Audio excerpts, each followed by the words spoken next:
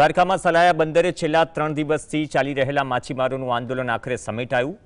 Fisheries વિભાગે અમલમાં મૂકવામાં આવેલા કડક નિયમોના વિરોધમાં સલાયા બંદરના અંદાજે 800 જેટલા માછીમારો હડતાલ પર હતા।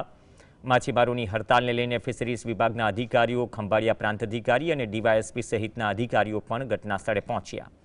અધિકારીઓએ માછીમારો સાથે લાંબી ચર્ચા અને બેઠક કરી તેઓની માંગ સાંભળી। બેઠક દરમિયાન માછીમારો દ્વારા કુલ 5 મહત્વની માંગ રજૂ કરાઈ। ચર્ચા બાદ અધિકારી દ્વારા માછીમારોની 5માંથી 2 માંગનું સ્થળ પર જ સમાધાન કર્યું, જ્યારે બાકી રહેલી 3 માંગને લઈને અધિકારીઓએ સરકાર સમક્ષ યોગ્ય રીતે રજૂઆત કરવાની ખાતરી આપી।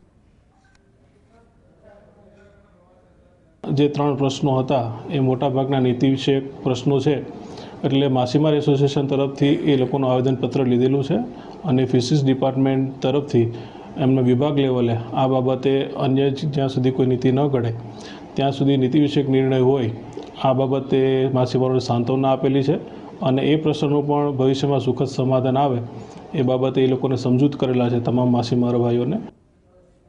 3 દિવસમાં અમારી જે હડતાળ હતી અમે આજે પૂરી કરીએ છીએ, કેમ કે અમારા બધા મુદ્દા જેટલા હતા એના ઉપર અમુક મુદ્દા એવા હતા કે જે અધિકારીએ કીધું છે કે એ અમારાથી નિકાલ નહીં થાય, પણ અમે આગળની પ્રોસિજર કરશું એના ઉપર।